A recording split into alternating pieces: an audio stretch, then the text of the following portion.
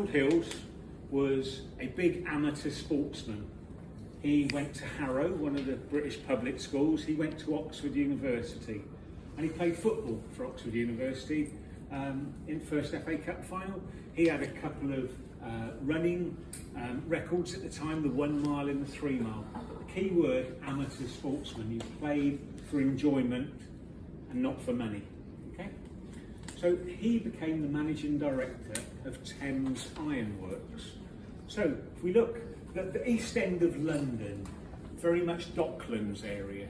So Thames Ironworks were in the Docklands area there, and they made steel and iron, and a lot of the steel and iron they made is used in bridges in London today. So the Royal Albert Bridge, Westminster Bridge, has iron made by Thames Ironworks.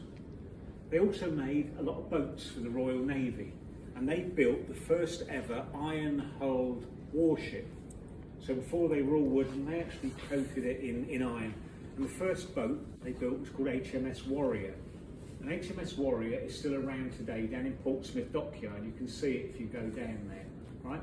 It becomes relevant when we start looking at the new West Ham badge later on.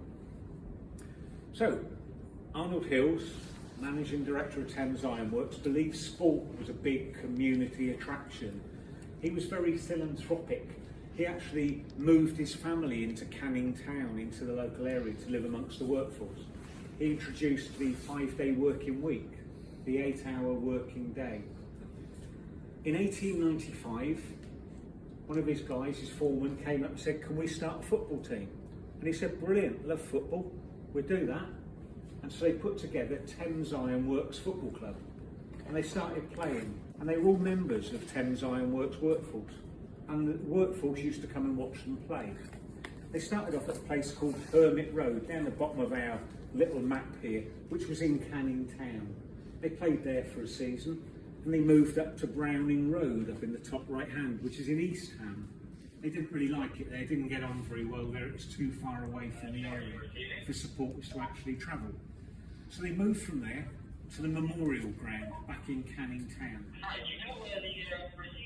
And this was a bespoke stadium that was built by Arnold Hills, £20,000 of his own money to build the Memorial Ground. Big stadium, swimming pool, running track, cycling track.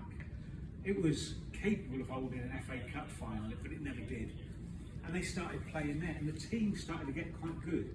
They went from a London league to a Southern league. They started winning some little competitions around the area.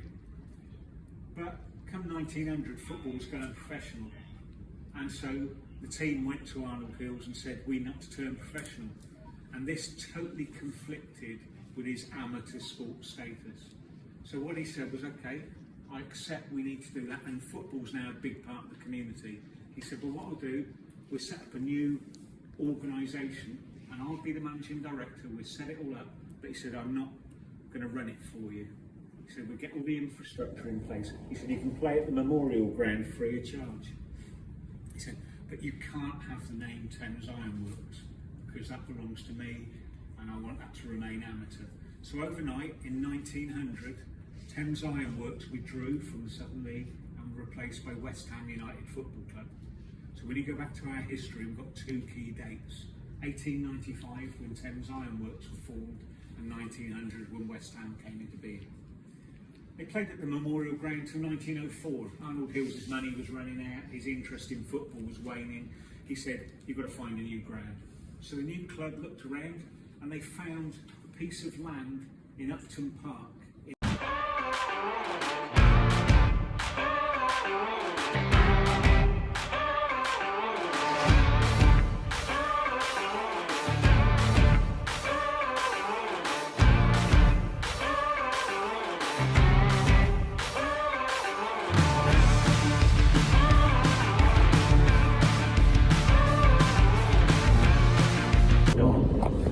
This badge is actually designed on HMS Warrior. So it's curved at the top. It's not like a shield square, it's curved at the top like a deck of a boat. So the water running off both sides. We've got the keel down here under the waterline. And this is actually the shape of HMS Warrior. Right? Got the name West Ham United on it, obviously. And the old hammers. So we're called Hammers, not to do with West Ham, but because of the Thames Ironworks link. These were rivet hammers. They used to bang the rivets into the steel. And they've always been part of the West Ham badge from Thames Ironworks days through to today. We're known as the Irons. If you come to a football match here, they don't sit there going, come on West Ham, it's all Irons, Irons. And that's how the crowd know the team. On the head of the Hammers, on the shirts that gentleman's got there, if you've got any West Ham stuff now, it has TIW on the head of the hammer, Thames Ironworks. Yeah? So it's all legacy link back to the history. West Ham like their history and tying this together. When we moved to London, or the stadium, they put London on the bottom of the badge. Now, we're the only London team that's got London as part of the badge. Okay? West Ham fans weren't so sure about that, but from a marketing perspective, if you're in America, big country, China, Asia, India, everybody knows London. They might not know West Ham. You Google football team London, West Ham pops up. So it's quite a good marketing ploy for selling shirts internationally and getting some awareness. And West Ham do have quite a big overseas following. So that's really the history of the badge. On match days, this is where the players come in. So West Ham come through those doors there, the away team through here, coaches are called up outside. West Ham will come down this side. There's some television interview points there you'll be able to see against the wall. If they're contracted to talk to them on before the game, they will stop there and do so. If not, they've got their headsets on, and they move on down, and they turn left, and they go into the home dressing room. The away team come down this side, we send them through double doors at the end, round the back of the indoor running track, and they come in the other end of this corridor and walk back along to the away dressing room, which is just down here to the left. So we try and wear them out by sending them around the stadium before the game actually starts. It doesn't work too well. We'll look at so Trevor scored the winning goal in the 1980 Cup final. West Ham beat Arsenal. West Ham are the last team outside of the Premier League to win the FA Cup. All right, that'll happen again sometime. All right, but the last team. He won Hammer of the Year 5 times. So that is the award given by the supporters for their favourite player. This gentleman, Billy Bonds. The stands was named after Billy Bonds.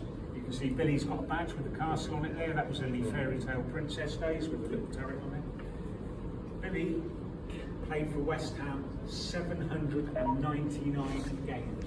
He played over 20 seasons for us here. He was 41 when he played his last game for West Ham. He was a bargain buy, got him from Charlton Athletic for 50,000 in 1967, and that's him lifting the FA Cup in 1975. A little bit of trivia for you. This is quite a good one for longer people.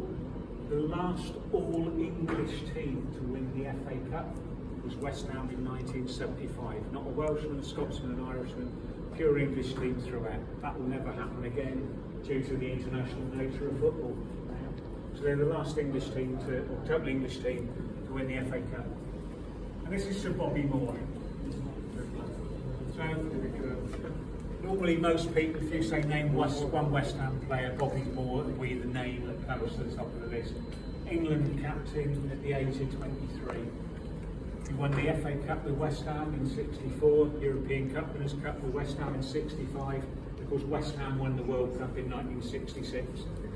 We always say that because West Ham had all the players. Not only did Bobby captain it, it's true. He scored all the goals. Absolutely, scored all the goals as well. Sadly, Bobby passed away in 1993. He had cancer throughout his lifetime. It unfortunately got him in 1993. He wore number 6 for West Ham and for England.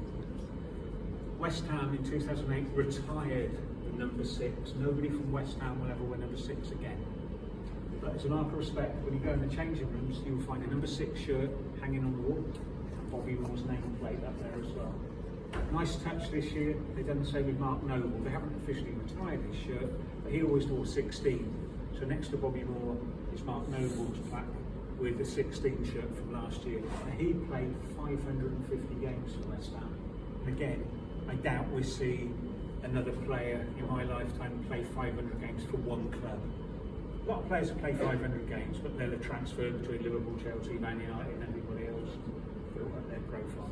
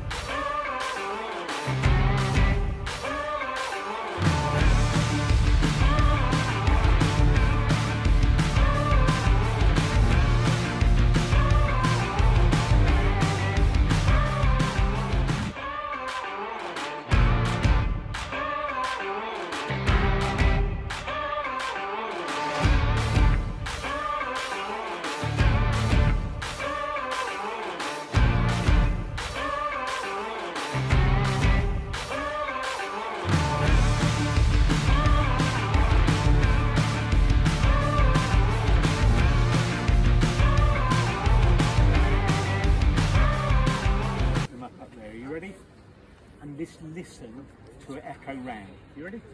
1, 2, 3. Lions! Wow.